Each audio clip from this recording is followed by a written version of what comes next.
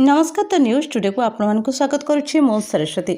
विशिष्ट शिल्पी एवं माटी मनस्क मनीष सुखदेव साहू प्रथम वार्षिक श्राद्ध और प्रतिमूर्ति उन्मोचन कुसुपुर कवि और शिक्षाप्रेमी अलेख चंद्र दास सभापतित्व में अनुष्ठित हो जाइछि। शिल्पी स्वर्गत साहू प्रतिमूर्ति को उद्घाटक भाव डॉक्टर भावग्राही राउत जोगदे उद्घाटन करथिले। मुख्य अतिथि भाव विशिष्ट साहित्यिक डॉक्टर बसंत किशोर साहू जोगदे शिल्पी सुखदेव साहू महनीय गुणावली एवं जीवनचर्या उपरे आलोचना करी श्रद्धांजलि बाढ़ी। सम्मानित अतिथि भाव विशिष्ट आईनजीवी तथा समाजसेवी प्रदीप्त देव शिल्पी सुखदेव साहू प्रति भक्ति अर्घ्य अर्पण करथिले। मुख्य वक्ता भावे साहसपुर महाविद्यालय अवसरप्राप्त प्राक्तन ओडिया भाषा साहित्य विभाग प्राध्यापक श्रीनिवास महांती जोगदे शिल्पी बहुमुखी प्रतिभा उपरे आलोचना करी श्रद्धासुमन अर्पण करथिले। प्रारंभिक सूचना प्रदान करथिले कवि नवकिशोर गोस्वामी। प्रारंभिक संगीत और कविता पाठ करथिले सुखदेव साहू नातुणी लिप्सा प्रियदर्शिनी साहू, आशा प्रियदर्शिनी साहू, वर्षा प्रियदर्शिनी साहू।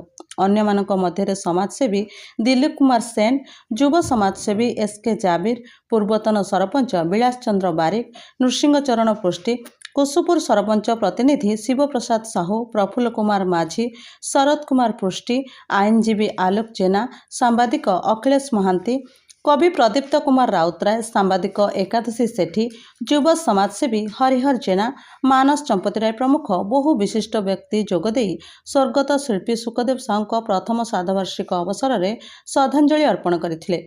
एही श्राद्धवार्षिक उत्सव को परिचालन रे पुत्र सुदाम चरण साहू, रवींद्र कुमार साहू और राजकिशोर साहू प्रमुख सहयोग करथिले। शेष में समस्त को कृतज्ञता ज्ञापन करथिले उत्सवर अन्यतम उद्योक्ता रणजीत साहू। प्रथमे प्रतिमूर्ति उन्मोचन रे समस्त अतिथि पुष्पमाल्य अर्पण पर सभा कार्य अनुष्ठित होइथिला। तथा माटी मनस्क मनीष बालीचंद्रपुर एकादशी सुखदेव साहूंकर प्रथम श्राद्ध वार्षिक उत्सव तथा प्रतिमूर्ति उन्मोचन उत्सव उपस्थित तथा आमंत्रित तथा निमंत्रित हुई आसीथिबा समस्त मोर वरेण्य अतिथिवृंद, सभा को परिचालना करथिबा सम्मानीय बड़ भाई सभापति महोदय एवं सुखदेव साहू को भल पाउथिबा ग्रामवासी वृंद, सुखदेव साहूंकर परिवार बंधुवर्ग, कर्म जହାର जीवनर लक्ष्य, धर्म जହାର सत्य, साधना सिद्धि रे अभिलाष नाई, निष्काम जार व्रत, सत्य निष्ठा हुई सत्यर पुजारी, करे जय सत्य ज्ञान, ये दुनिया रे ताहा ठारू बोली किए अछि मई आन, हाँ किए अछि मई आन। हाँ आज्ञा यज्ञ आरंभ हुए, यज्ञ रे पूर्णाहुति पड़े सत्य, किंतु मनीष जीवन यज्ञ रे एमिति सब महान व्यक्तित्व गण रही जो मान जीवन यज्ञ केवे पूर्णाहुति पड़े ना, से अखा कीर्तिर स्तंभ, से माने करी जाइथिबा कीर्ति, से कार्यकलाप से माने सबुदिन ए समाज रे समस्त हृदय जीवित हो रही था। ठीक सही भाई जड़े प्रातः स्मरणीय चिर वंदनीय अम्लान प्रतिभार विभूति हेउचंती स्वर्गत सुखदेव साहू।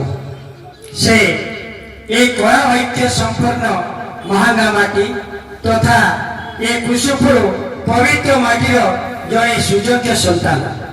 ये कुसुपुर माटीर से जड़े वरिष्ठ समाजसेवी, से जड़े वरिष्ठ कंठशिल्पी, से जड़े वरिष्ठ माटी शिल्पी, से जड़े वरिष्ठ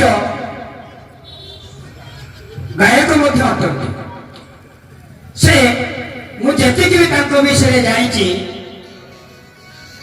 हूँ मो कम थिला, मु वर्तमान जानिली से आउ गोटे गुण अच्छी से जन कवि भी अटंती।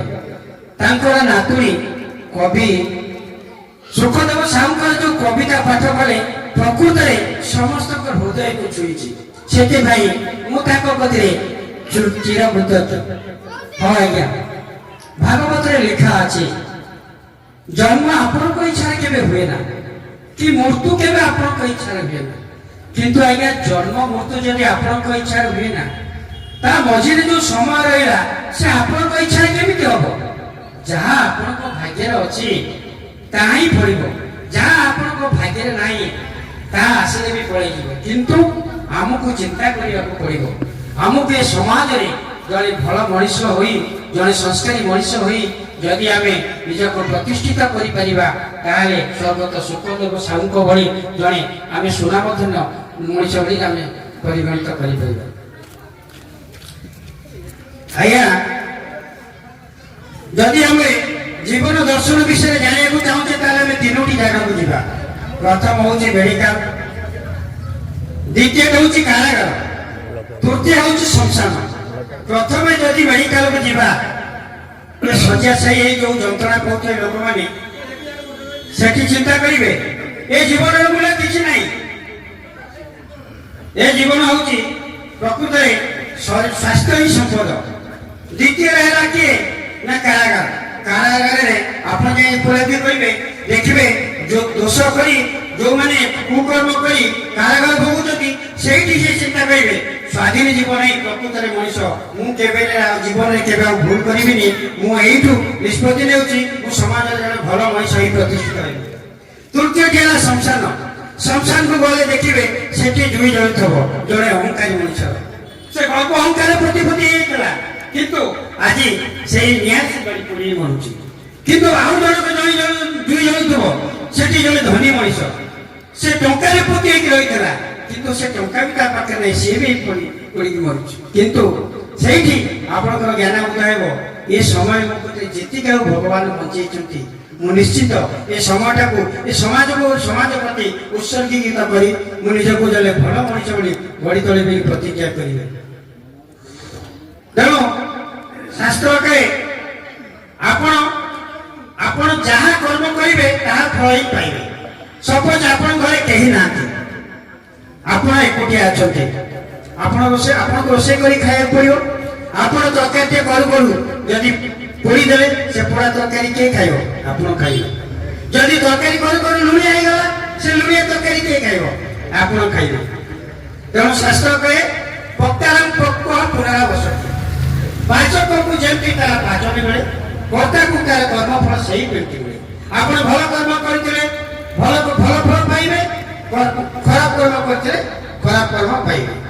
ଶାସ୍ତ୍ର କହେ ଯଥାଧେନୁ ସହସ୍ରଶୁ ବର୍ଷ ବିତତି ମାତରମ୍। ଗୋଟିଏ କହିଲେ 100 ଗାଈ ବାନ୍ଧି ଦିଅନ୍ତୁ, ଆଉ ଗୋଟିଏ କହିଲେ ସେ 100 ଗାଈ ତୋର ବାଛୁରୀ ବାନ୍ଧି ଦିଅନ୍ତୁ।